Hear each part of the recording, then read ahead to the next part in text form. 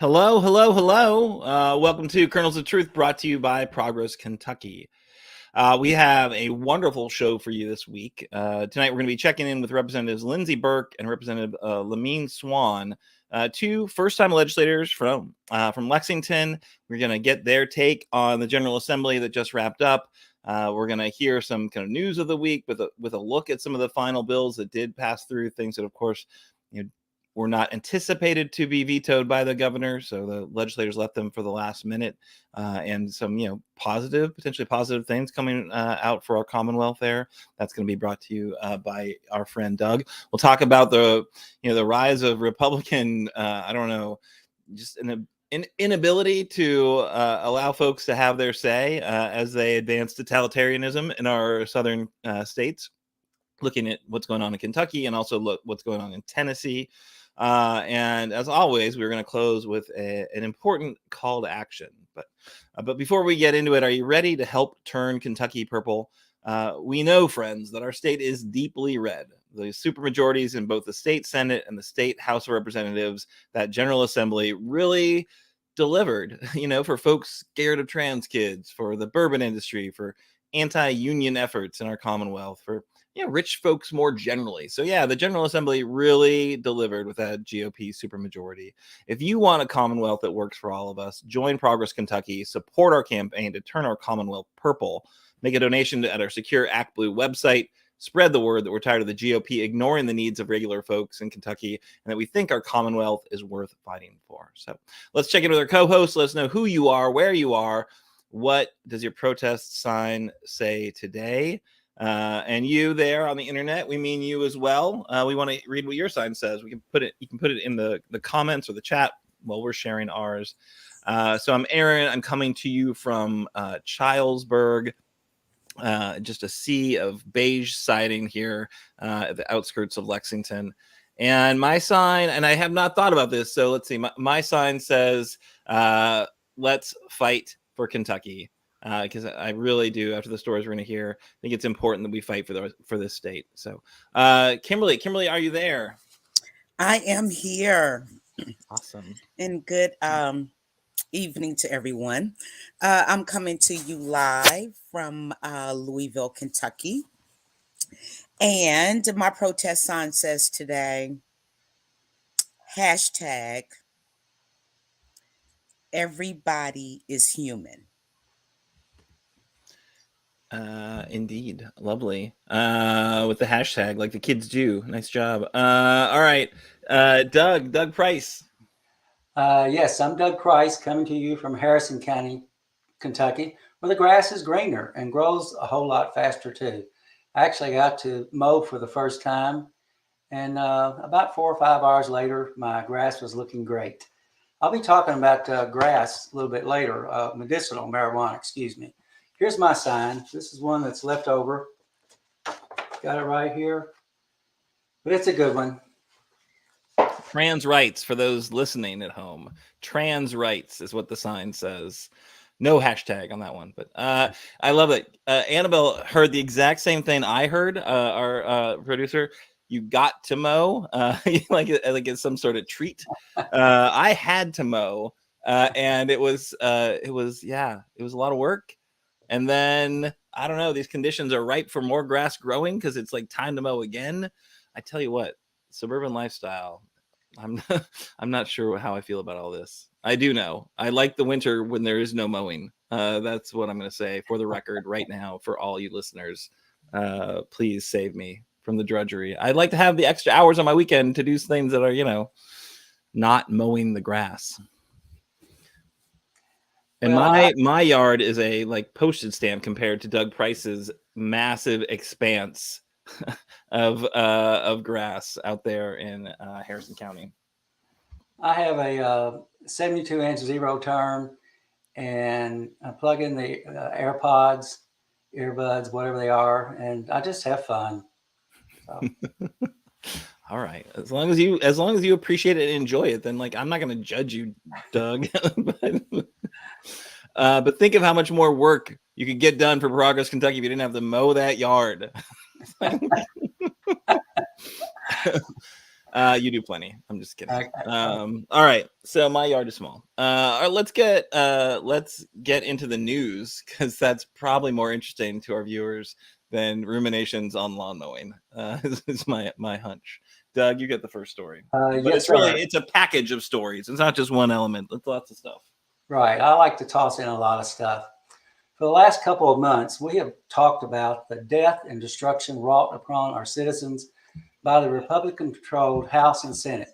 My next op-ed will probably be about the two oligarchs who exert their control over the legislative branch of the Commonwealth. But first, I want to talk about a couple of pieces of great legislation and one that I have mixed emotions about. SB 47, medicinal marijuana, finally passed. The governor helped make this happen by issuing an executive order earlier to make medicinal marijuana legal. Enough legislators were convinced that their livelihood might be in danger if they did not pass this legislation. This is called the power of the people, and we need to remember this in November. Don't expect to be able to buy medicinal marijuana legally until January 2025. The bill calls on the state cabinet for health and family services to implement, oversee, and regulate a medicinal cannabis program starting in January 2025. And also, one won't be able to smoke medicinal marijuana because it says in the bill you can't do that. Next up is House Bill 551, the sports betting bill. This act goes into effect June the 28th, which is 90 days after the close of the session. Then the Kentucky Horse Racing Commission has 6 months to promulgate administrative regulations and establish a fully functioning sports wagering system. That means a system could be established anytime between the end of summer and December the 28th. People will be able to go to a horse racing track, Kentucky horse racing track, register an account that can be used to bet at a track or online with an estimated net revenue after taxes, expenses, and other programs of $23 million annually that will be deposited to the Kentucky Permanent Pension Fund. Lastly, I want to mention the Bourbon Barrel Tax Bill, HB 5. Generally, the lower the number, the greater the importance is placed on the bill that was finally passed at approximately 9 p.m. on March 30th, which was the last day of the session. This meant that one of the most important bills passed on the final day of the session was ultimately approved when the governor chose to sign the bill. This passage by both sides of the legislature with the governor's approval indicates that the bourbon industry won out, as this will reduce taxes for companies and result in less tax revenue for localities where the bourbon industry is located.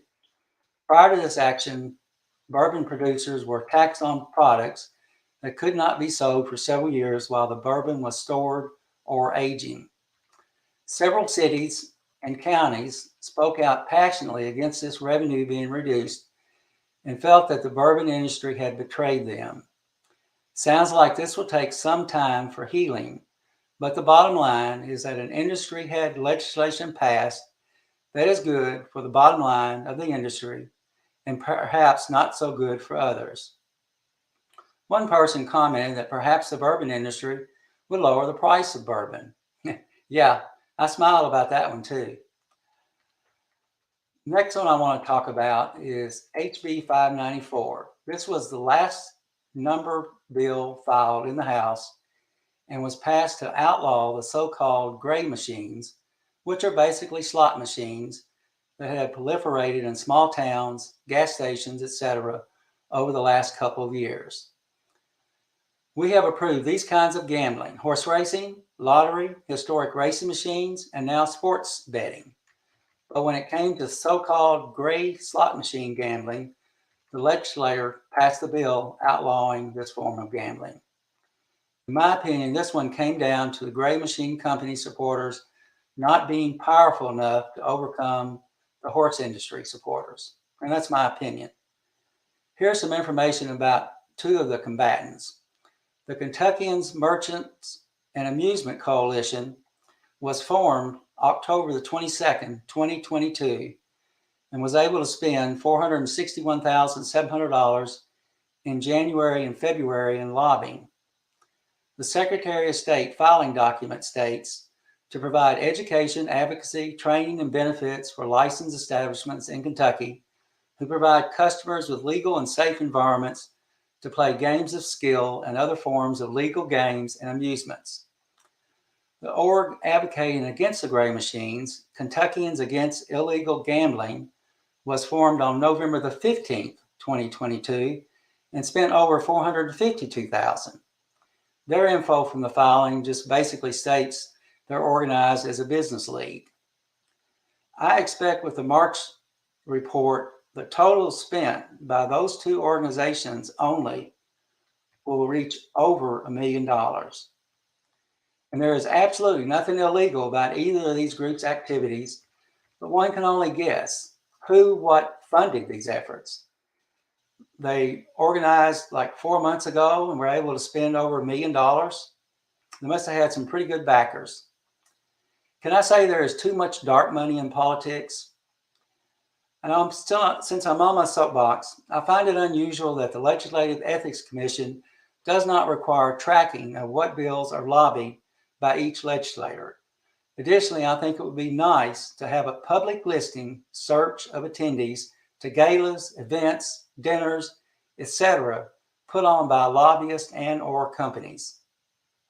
I learned this last legislative session that many legislators only want to talk to their constituents because they say that is who they work for. But when it comes to lobbyists, it's Katie, open the door. Back to you, Aaron.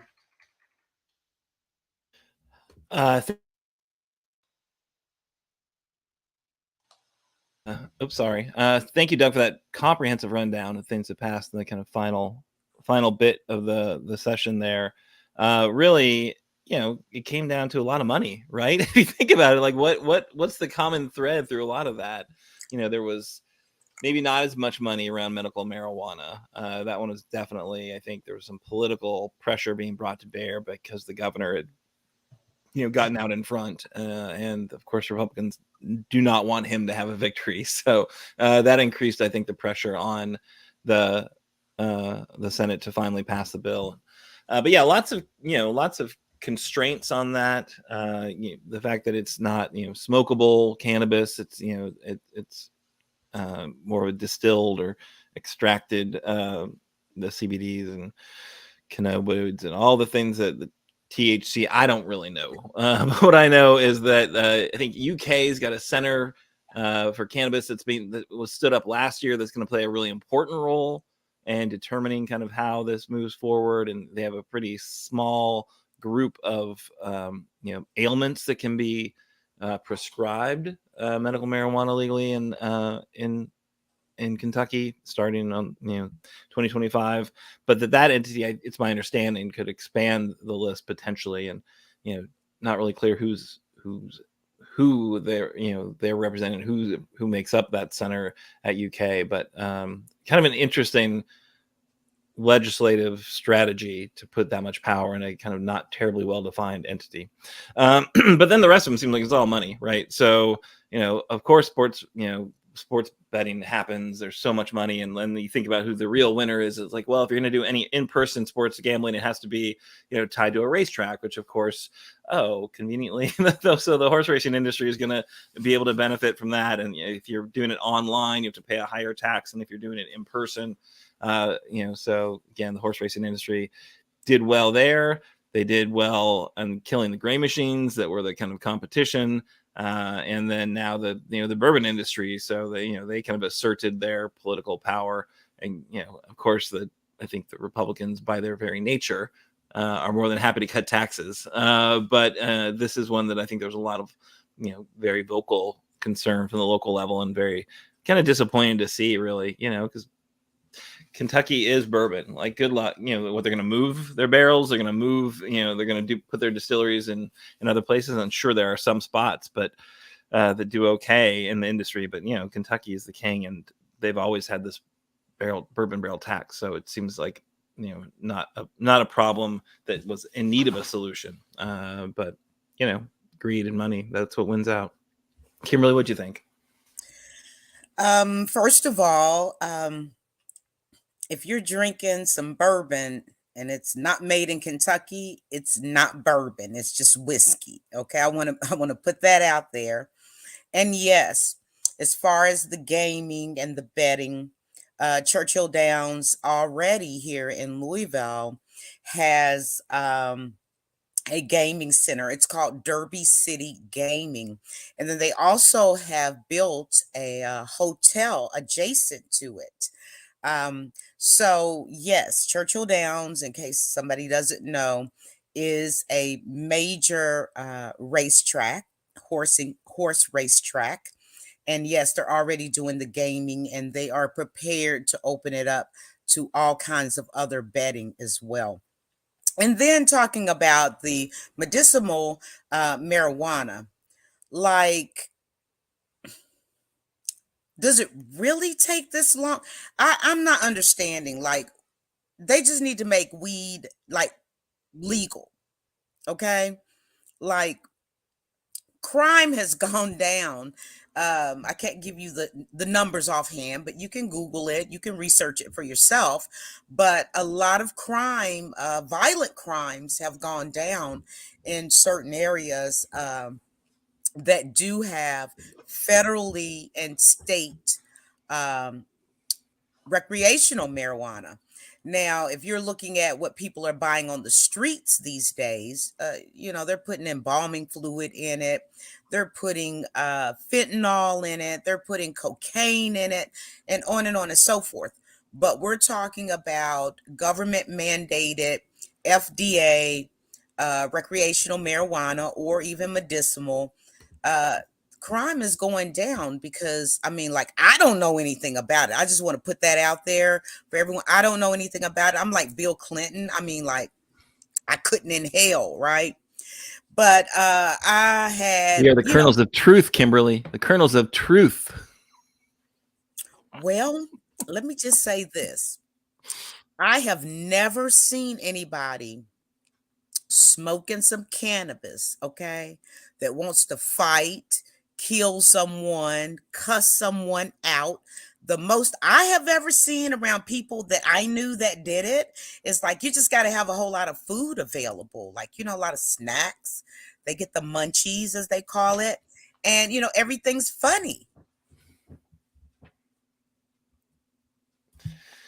Yeah, it's clearly it's a whole different universe there. And so I think is this the camel's nose under the tent or something? Is this like you start to see some more acceptance and more acknowledgement that this is not a problem? But I think obviously we have some states that have recreational marijuana that's legal, that's close to us, and so people are going to continue to probably get to those states and take advantage of that opportunity. So I'm from Illinois. All you got to do is just go like 2.5 hours, and right there they have candy bars. They have hot chocolate. I haven't tasted any, but I saw it. They have hot chocolate. They have candy bars, gummy bears. They got everything, and it's legal. It's legal there. So, but they need to do something, Aaron, because you know what? We have to retain our young people. I think they're going to move to Illinois because it's legal. A lot of them. There is a mass exodus of our young people. Yeah. Well, an exodus, but then I think a lot of them just come back too, right? Like they just turn around and drive back. My daughter says she's never coming back. Well, it's not because of the cannabis, though. No, she doesn't smoke that, but as far as what Kentucky's trying to do with the abortion bills, although young people are the future. We got to get on board and kind of do something in Kentucky. We don't want to be a dead state. No, I hear you. So let's do this. Speaking of that, I think the children are the future. And we have seen in both here in Kentucky and then our neighbor to the south in Tennessee, really strong response about horrible legislation. So, we wanted to talk a little bit about that and just point out just the significant challenge that's happening right now, that GOP supermajorities really do hate it when their totalitarianism is challenged. And the first example that we would give you is the Gallery 19, right? So if folks recall, and I'm going to just say we made it 20 minutes into the episode before we mentioned SB 150 and the horrible anti-trans, anti-LGBTQ plus legislation that the GOP supermajority was just bound and determined to pass, despite some pretty significant, some individuals within their party saying that it went too far and it was Neanderthal-ish. So it really was disappointing. But what I was really impressed by was just the amazing response from the public and from the kids, and the protesting and the rallying and the marching, and just so many folks showing up very clearly with their voice, finding their voice in this political process. Fell on very deaf ears, as Doug mentioned. Legislators don't want to hear from you if you're not from their district. We don't want any form emails ever. We don't want to listen to anything that reflects what the people actually are telling me, right? So they'd much prefer to stick their fingers in their ears and just hear from lobbyists who cut them checks. But they certainly didn't want to hear people shouting at them from the gallery. So the Gallery 19 folks that were arrested because they were not going to just sit quietly and watch their rights being eroded, and they yelled in the house, and they got arrested and I guess charged. And I think as much as like a $250 fine. There is a lot of concern about what's happening to those folks, and I've tried to get a handle on it from a media perspective, and I don't know. So if anyone that's watching does know what's happened to those cases, I mean, usually things take a minute to work their way through courts or whatever. But what this should, I think, what should happen is it should all just be case dismissed. And this is the state police that has that's in charge of that area and is prosecuting or is perpetrating the arrests. So I think that means the governor could have a role there, and it would be a very good thing to kind of let those folks all go free without having to pay a $250 fine for simply being outraged by their rights being taken away from them. But yeah, definitely the GOP supermajority was not happy and did crack down. And the reports I'm seeing is this is the first time that they recall in really decades of people being arrested because of their protests in the state house there. So it's the people's house, right? So if the people are upset, as long as they're not being destructive or damaging anything or being violent, the fact that they're just elevating their voices seems just outrageous to me, that they're going to pay that type of a price. So no one needs an arrest record for being engaged in their democracy. This is not January 6th, people. So I guess that's one example. A second example that I'll turn to, and this is down in Tennessee, where in the wake of that horrific school shooting, we saw just a flood of protests, like students protesting the fact that Tennessee would not do anything for increased gun safety, even though kids were dead and adults were dead at that school in Nashville. And so there's 3 state representatives who, instead of tisking and being disappointed by the protests that were happening in the chamber, absolutely supported them and said it was outrageous. There wasn't anything being done. As the spectators in the House balcony were shouting fascists. They then got escorted out. I don't know about any actual arrests that were made, but what we do know is that Republicans shoved one of the lawmakers and tried to grab his phone because he was live streaming, I think, and filming the moment of just the kind of chaos on the state house floor. And so what happened is that the Republicans led a charge to try to expel 3 members of the Democratic caucus there for their support of the protests, basically. Really outrageous, really disappointing. And it's very clear in the Tennessee state constitution that lawmakers have a right to protest if their their views are not are not carrying the day. So apparently Republicans don't really want to read their own state constitution, because they are pursuing an effort to actually eject these folks from the state house, which is just outrageous. So like I said, totalitarianism does not like to be exposed, does not like to be underscored, does not like to be protested. That's the way it rolls. So I don't know if you guys had thoughts about either the 19 folks here in Frankfort that were arrested, or what's going on down in Tennessee. I just wanted to say I saw the most handsome guy ever in some of those pictures, and it was our very own Dougie Fresh, Doug Price. Oh, there he is. There he is right there. Yes. Is that when he's shouting? Did you get arrested, Doug? How much did it cost you to get out of jail? I did not get arrested, okay? Because had I been arrested, I would already be dead. My wife would have killed me. Yeah, she doesn't truck with no lawbreakers. She doesn't like that. But I will say this. I wish I could have been with him, because it would have been kind of fun, I think. Yeah. I haven't been arrested in a long time. So. In a long time. How old are you? So he's been arrested before? But you know what, Aaron? Have you ever been arrested? No, similarly. For similar reasons. I'm scared of my wife. Well, you know what? Many a good men and women have been in jail. Look at Dr. Martin Luther King. Look at Malcolm X. Look at Jesus. We can go on and on. The great people that have been incarcerated. Did not work out so well for old JC, though. I mean, Martin Luther King Jr., he wrote an amazing, what should be actually an epistle, I think, in the newest of New Testaments. I wouldn't come up with anything like that. I would just be bored, and I'd be disgusted by the food, and then I would get out, and my wife would be very, very upset. So we don't want your wife upset, because happy wife makes a happy life.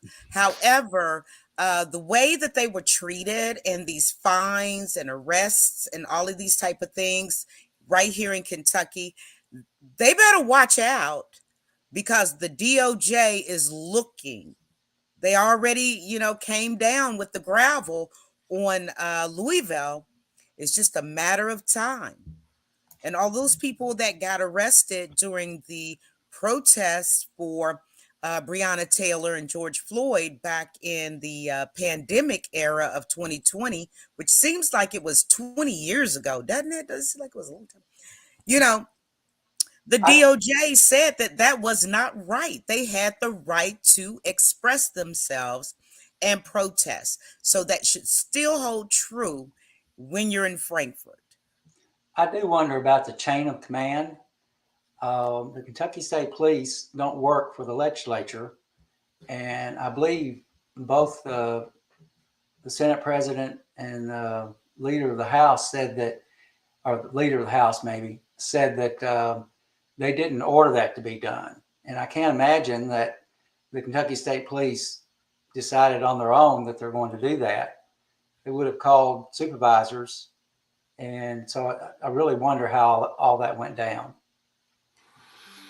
Those GOP people, I don't believe anything. You know what, Doug? I love you, but let me sell you some swampland down in Florida. You know what I mean? Do they ever tell the truth? Whatever they say, just flip it.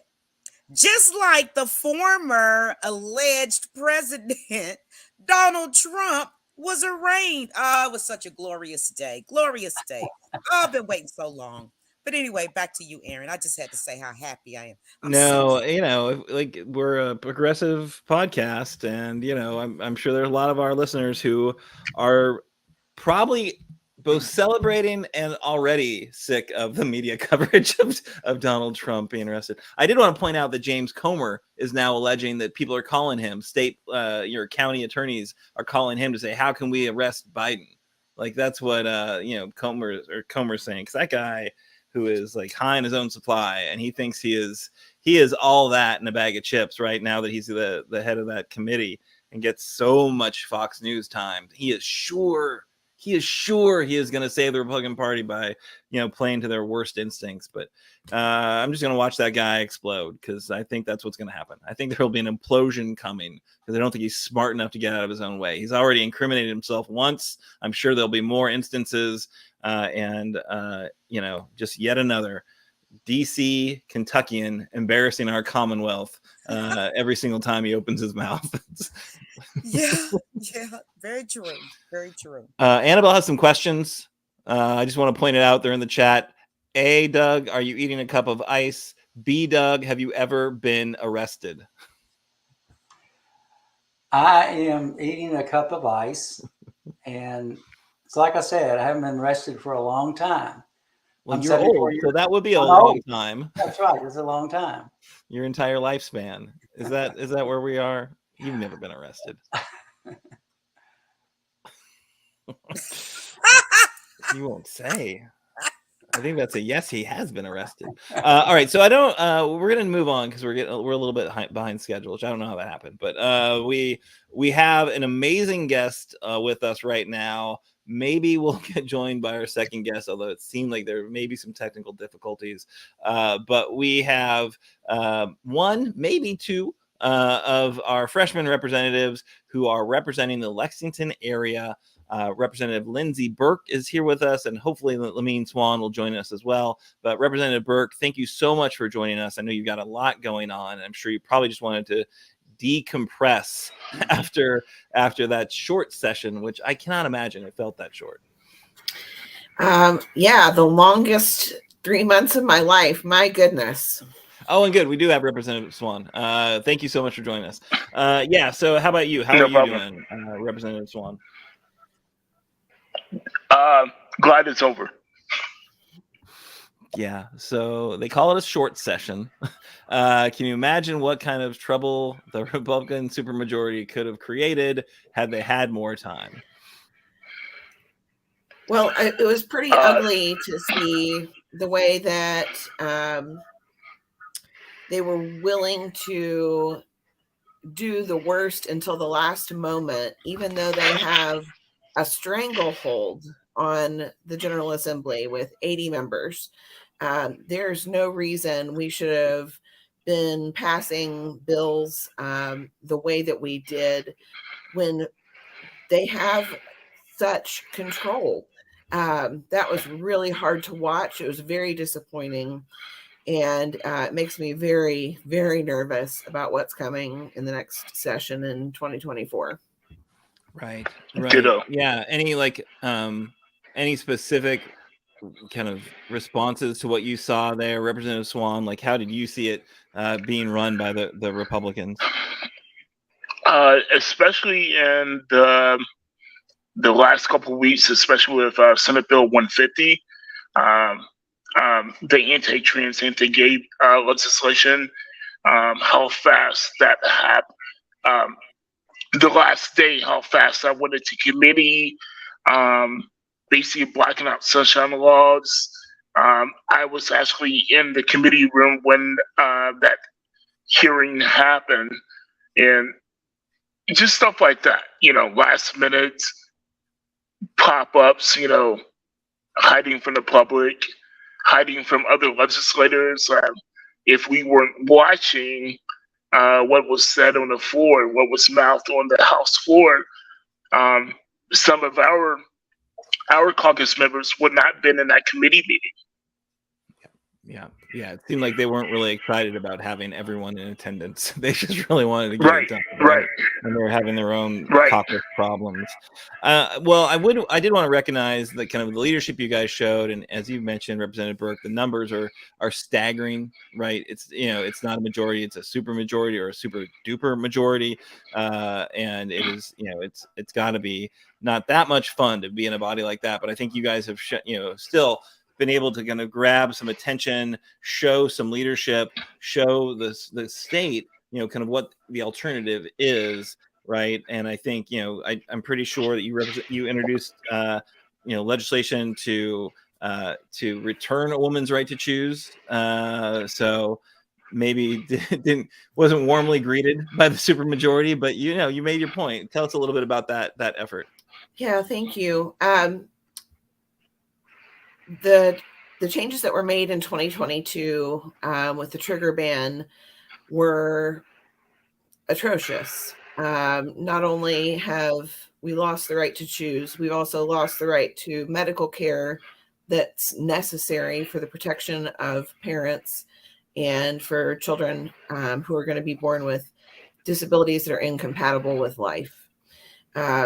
Even the Republicans admit that the way the law is currently written, there is ambiguity. Daniel Cameron had to make a statement to try and provide clarity for doctors and providers that they can protect a woman's life if she's in danger of dying during childbirth.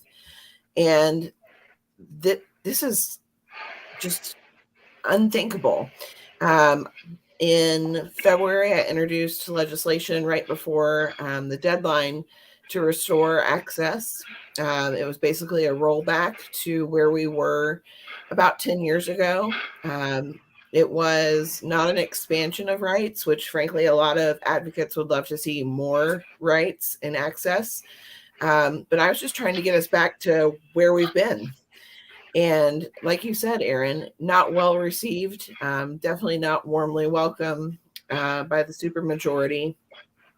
Couldn't even get it into a committee, but that frankly wasn't a surprise. The Senate president has said he wants to wait for the courts, and I expect that is what will happen. I'll continue to introduce legislation protecting access to healthcare, and we will keep fighting until we've won back some of what we've lost. Well, that's really important, and thank you again for that leadership there. I mean, and I know this. I understand the separation of powers, and I know you're not the courts, but what's going on with the courts? Where is this case right now? I'm assuming you're paying attention and probably remember better than I do. What's happening? So the Supreme Court has kicked it back and is asking lower courts to. The Supreme Court had to decide whether or not groups like Planned Parenthood had standing to bring their lawsuits. And that's called third party standing because Planned Parenthood themselves are not pregnant. So typically when you file a lawsuit, you have to be personally affected. So the Supreme Court's made their decision not to have any kind of restrictions in place while the lower courts are deciding on the merits of the case. And so we're still waiting on that to happen. I expect that there will probably be appeals after that. The truth is that I don't feel super confident that the courts are going to take the steps necessary to protect access in Kentucky. I am really interested in the religious freedom case that's been brought by several Jewish women and their quest to protect their own access as it relates to in vitro fertilization and trying to have children. I think that's a really interesting set of legal arguments, and I'll be curious to see if that case has more traction than the one that most people are focused on. Gotcha. And then, so just to be super clear, so right now you said there are restrictions on abortion in Kentucky, or there are not?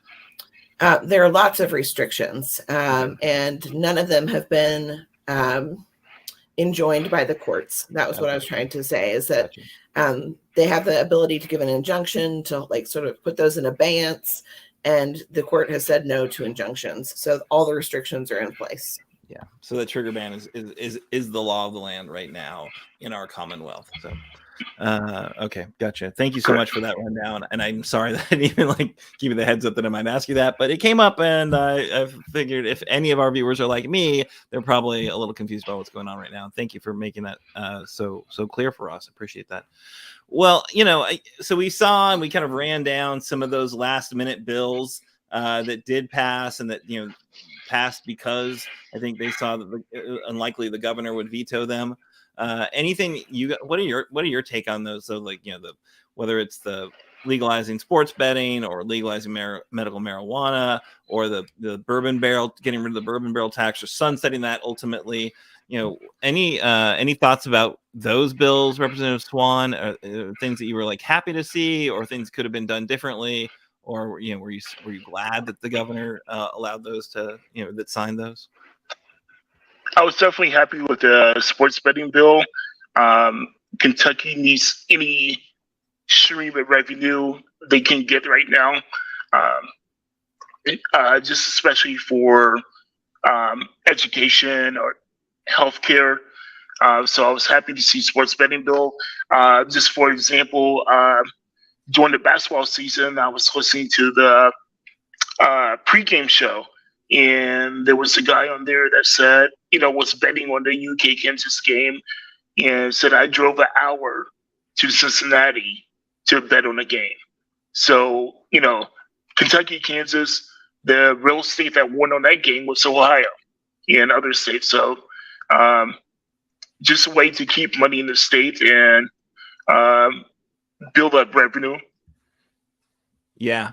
Sad though, the guy who had to drive an hour and then lost anyway, So Right. right. You don't get that time back, and you don't get that money back. But maybe right. I will say this. I get it. I think it's the right call because we got so many states around us who have legalized it. Kind of across the country, the country. It seems like it's just kind of that's where things are, and it doesn't make a lot of sense to fight it. But with name, image, and likeness and gambling, I just feel like hold on to your seats. We will see what this does to the sports that we love, and what kind of Shoeless Joe Jackson controversies come up, kind of in the years to come, because that's a lot of money at stake. Now that it's easier to play players than it's ever been, pay players than it's ever been, it will be interesting to see what kind of situations arise. I am I'm a cynic, so I'm going to assume that some of the worst instincts of humanity are going to assert themselves from time to time. But yeah, I know it's the best for our kind of economic outlook. And I'm with you. We need to fund our healthcare. We need to fund our education for sure. How about you, Representative Burke? Any of those kind of final bills that you wanted to weigh in on, or that you were kind of happy or less happy to see? Yeah, well, I was thrilled that the pressure applied by the governor through his executive order actually led to action in the Senate, and that the House could finally give our third stamp of approval for medical marijuana in Kentucky. You mentioned earlier whether or not that's the camel's nose under the tent. And if you were listening to the floor debate, Representative Nemes assured us it's not. And my seatmate from Bardstown had trouble with that bill because, as she said to me, I don't want to live in Colorado. What I said to her is, we're never going to be Colorado. And, we had a spirited exchange about that because I really think that medical marijuana is important. I think that it is an underutilized tool. I'm really happy to see the way that this bill expanded on what the governor started, and eager to see him get credit for that, because had he not taken those steps, I really am certain that the Senate would not have ever taken a positive vote on it. So I was very, very happy that we were able to do that. That's maybe the one sort of well-known bill that I feel good about at the end of this session. There was a lot of stuff that made it very hard to be there. And I actually feel like we did something good for Kentucky and good for patients. I agree with also what was said earlier. I'd love to see us expand into just a legalization and decriminalization. I've co-sponsored several bills. Rachel Roberts has a bill. I think Nima Kulkarni has a bill. I'm co-sponsors on those things to try and expand that, because what we know is that people of color are punished and criminalized for something that is done by everybody. So it would make sense for us to take those next steps, but I'm not holding my breath. Right now, I'm just grateful we could do the bare minimum and give access to people who are suffering from medical conditions and need the relief that they can find in medical cannabis. Yeah. Great stuff. Well, I want to throw it to my co-hosts to see if they have questions for you. I know all keen observers of our political process, and want to see, Kimberly, if you had any thoughts you wanted to share, questions you wanted to ask of our esteemed guests. Yes. My heart goes out to you all to deal with what you have to deal with. I know it's probably very stressful, and it's more than what you probably anticipated when you went in, but it sounds like both of you all are doing really good in the trenches. And yes, Representative Burke, I feel like cannabis needs to be just legal for everyone. And it needs to be mandated because it is getting scary out here with the additives that they put in cannabis that you buy on the street. I just feel like they still haven't figured out how they're going to make a lot of money off of it. Because if they knew and had a plan of how they were going to make more money, then medicinal would go out the window. It would just be for everyone, and monitored dispensaries like they have in Illinois, Colorado, California, and so many other places. We're one of 13 states that nothing's legal yet. Now we have to wait until 2025. So I just admire the work that you're doing. So what do you think that it's gonna totally be what they say it's going to be, or do you anticipate some type of stumbling block along the way? That's a great question. The long sort of runway that the cabinet's been given to come up with these regulations until 2025, I hope will be enough time for them to actually get it done and for those regulations to be approved so that the dispensaries can open at the beginning of 2025. The patients need that, and surely in the 20 months or so between now and then, they'll be able to get it done. But nothing in politics is ever straightforward. And so I think you're right on the money when you ask, will there be stumbling blocks? I think yes. My crystal ball is hazy, so I'm not sure what they will be, but I'm sure that you're right and that they will come along. I personally think the first stumbling block is probably going to be the long session in 2024, because they can come back and pass a law that says this law that you just passed goes away. I want to ask both of you. I have watched both of you. I watched a lot of footage of committee meetings. I've been in committee meetings, and it's so frustrating. I just can't imagine how tough it is on you all to go in every day knowing that in some cases you're going to be banging your head against the wall trying to convince a fellow seatmate to your left or to your right who is a Republican that is controlled by others that maybe you have some good ideas. I admire you all so much, but how do you steel yourself every day going in knowing that it's going to be a tough battle? Well, Rep. Swann, I think you should weigh in on this because I really admire the way that you've been able to pull support and co-sponsors from across the aisle. So maybe you want to talk about some of the bipartisan things you were able to do. Definitely. One bill is, cannot remember the bill number, but it was on the automatic license plate readers, license plate cameras. Was able to get 2 Republican co-sponsors on the bill, and fortunately, there was a duplicate bill by Senator Jimmy Hinton in the Senate, state Senate, also, which actually moved along. And it was amazing to get the support about that. They were more concerned on the actual footage being kept beyond a certain time period, which now the bill now is law that police departments or neighborhood associations cannot keep footage past 90 days. I'm more on a license plate camera reader ban, but I knew I could not get to that stage. But it was amazing the support I got from the other side of the aisle for that bill. That's fantastic. That's gives us hope that maybe every once in a while some sensible common ground can be found. How about you, Representative Burke? Yeah, well, I felt like I talked until I was blue in the face, and definitely did not find that common ground like Rep. Swann did.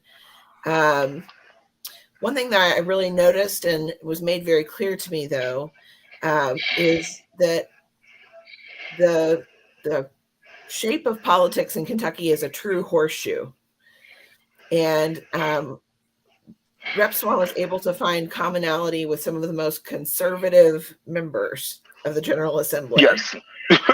And that is really fascinating to me as we think about, the middle ground used to be the moderates, the moderate Democrats and the moderate Republicans. And now at this point in our state, it's the two poles. The most liberal and the most conservative among us are finding common ground, and the moderates can't seem to get it together. I don't know if it's going to stay that way. I'll be really curious to watch and see if we stay polarized as we are, or if there's some movement back to the middle.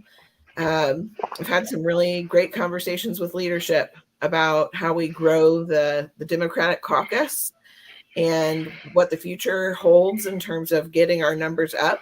And it could go either way. I mean, we might grow in the middle and we might grow at the polls. But the most important thing is that we grow because we can't do the kinds of things we need to do without more people on the team to throw their weight behind these kinds of ideas and policies, because there's very little room for bipartisanship, and that's not because of us. That's just that's the way it is in Frankfort right now. And so I hope that we're going to grow the team very quickly. And so anybody who's watching this podcast, if you are the kind of person who's into this, please come help us. Please. Absolutely. And we had Robert Saint on this show not too long ago, who's running for the 28th Senate district. Hopefully we can see some gains there, but obviously this, each and every race we should be contesting, and we need to be working hard to get our message out, because I just don't think anyone can look at what the supermajority has been doing and be inspired, right? And go, yeah, that's what I want to see from my state. Oh yeah, you're cutting healthcare for people, you're cutting taxes for the rich, you're cutting services for the poor, and picking fights about making trans kids' lives harder, right? It's just disgusting. So I want to thank you both for joining us. Thanks for taking the time from your kind of unwinding or from like busy back to your regular lives, because it's not like that stuff waited for you, right? Like you, so yeah, but we appreciate all that you do and the hard work that you put in, and the fact that it is often quite thankless. So thank you. Thank you. Well, thank you all for this opportunity, and I will eagerly be watching and tuning in to see the next great people you bring on the show. The same. Thank you. Thank you. Thank you. I hope to Cool. see So you guys at the Window Ford dinner. Somebody's helping to share that, so. Yeah, we were actually just approached about getting our early bird ticket. So I think you will. Right. Well, thank you. I Early look bird's the forward way to seeing go you for all that. there. You save yourself money, but you're gonna still commit and support that important political party there in Jefferson County. It is the who's who of the Democratic Party, and plus I'm a co-chair this year. That's wonderful. Well, we'll see you there. See you there. Definitely. Awesome. So yeah, we do want to run to a call to action, because as we just heard, there's a lot of stuff going on that requires engagement. Just because the session's over doesn't mean you can take a break and not care about what's happening in our Commonwealth. As we mentioned, there is the current effort to save the Gallery 19. Do what we can to keep them from having to pay $250 and have an arrest on their record. Really, just something I think at a bare minimum we should be standing up for their rights to stand up for themselves. And so there's a petition that you can sign quickly and easily. It's a change.org petition. We can put that in the comments, and you can sign and share and get the word out there to your friends and to your network to make sure that injustice does not stand. So let's see. I think I've got it right here, and as I said, it'll be in the show notes for sure. So all right. I think Kimberly, I think that's all we got. If we want to throw it to you to close us out. Yes, sir. I just want to say it was a wonderful show tonight with Representative Burke and Representative Swann. I am so proud of what they're doing, and to my other, colleagues, co-hosts, all of us together, just wonderful. And Aaron, you are a wonderful host. I just want to say that, and everybody, he paid me to say that. So you got my Cash App, Aaron? So, Progress Kentucky is a nonprofit organization registered with the Kentucky Secretary of State and organized as a 501c4. We are affiliated with the Indivisible Project, the Commonwealth Alliance Voter Engagement, known as CAVE, and we are also proud members of the Forward Kentucky Network. So also our goal is to educate, organize, increase voter turnout, and advance a progressive agenda through civic engagement. And make sure to join us next week. Like, you gotta do it. You gotta be here next week, because we are going to be joined by Sierra Inlow, who is running for the agricultural commissioner. So one of the statewide constitutional offices that will be decided by the May 16th primary date, and then ultimately by November the 7th. Production of this episode 107 this evening was by our very own and wonderful Annabel Nagel. Now, thank you, Nate, for the theme songs, and you can find more information and music that we jam to at natosongs.com, and that's NATO songs.com. And if you miss our weekly live stream, do not fret, my pet. On Facebook, you can rewatch our shows and see our source links in the comments.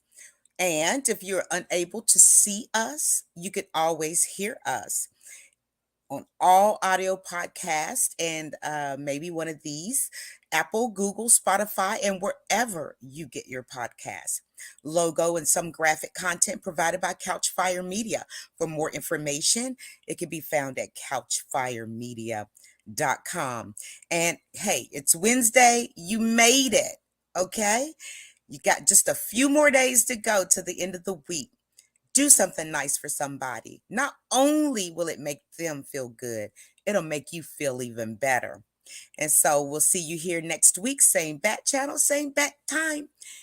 And enjoy the rest of your week.